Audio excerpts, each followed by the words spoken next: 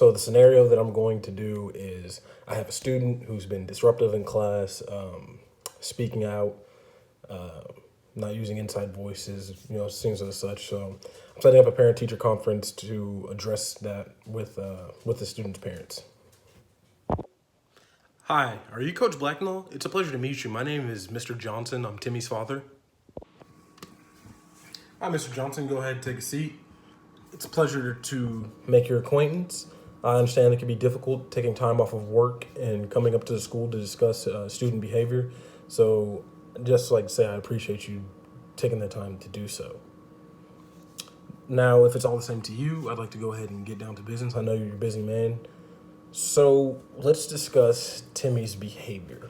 So, I have documented 3 instances where Timmy has been disruptive in class. He has used expletives and profanity towards me and the other classmates. He has been really egregiously tardy multiple times, and he has misused equipment when in the gym.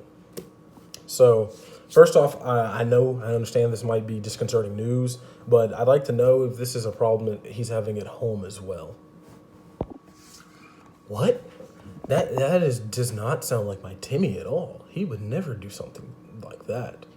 Can you explain to me what he did exactly? Because I've never had these issues with Timmy at home.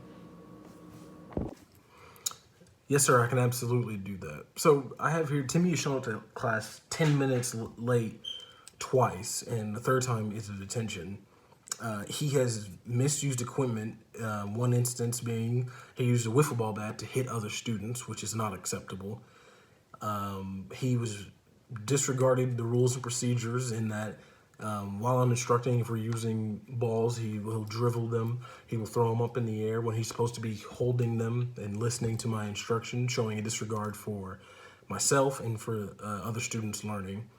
And then finally, yesterday, he shouted expletives and profanity to me, which is why he is in student suspension for 3 days right now. So I'm at a loss for words. Timmy, I can tell that he isn't intelligent and that he's a smart kid, but it just seems once he gets around his friends, he wants to act up and behave in such a way that it's just not acceptable. So I want to discuss with you what we should do moving forward, how you and I can establish a line of inquiry, and we can have a little bit of checks and balances with him to ensure that this just doesn't happen again and that he doesn't constantly end up in student suspension. I believe that he is a good kid and that he definitely needs to be in class and wants to learn. So I just want to make sure we can nip this in the bud before it becomes a big problem to where he's suspended or expelled for a long period of time.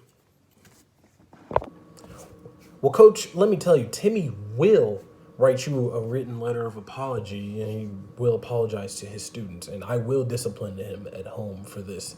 Like you said, it's not acceptable. And I don't want him to be expelled or in suspension for a long period of time. So, do you have any ideas on how we should go about establishing communication between us and how we can nip this in the bud? The first thing I recommend we do is that we establish an email communication to where at the end of each week I can send you a log with how Timmy has been doing in class. I'll let you know his behavior, how he's interacting with students, how he's interacting with me, whether he's been late or tardy. And I think that way we can both know what's going on, so we're on the same page, and more especially you know what is going on, so it's not a surprise and shock to you if ever something should happen again.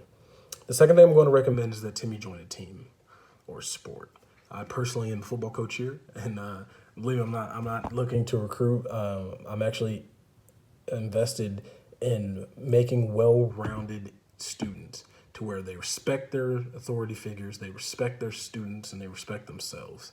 So, the short of it is we won't tolerate that behavior. We will nip that in the bud. So if Timmy's acting up in practice, he'll run for that, and it's something that he won't like, so he'll stop doing it. Hopefully, that's the idea. And not just football. He can join basketball, baseball, join a club. Something that's going to give him structure and organization to where he'll understand that I cannot just do these things and expect to get away with it, that there are consequences to my actions.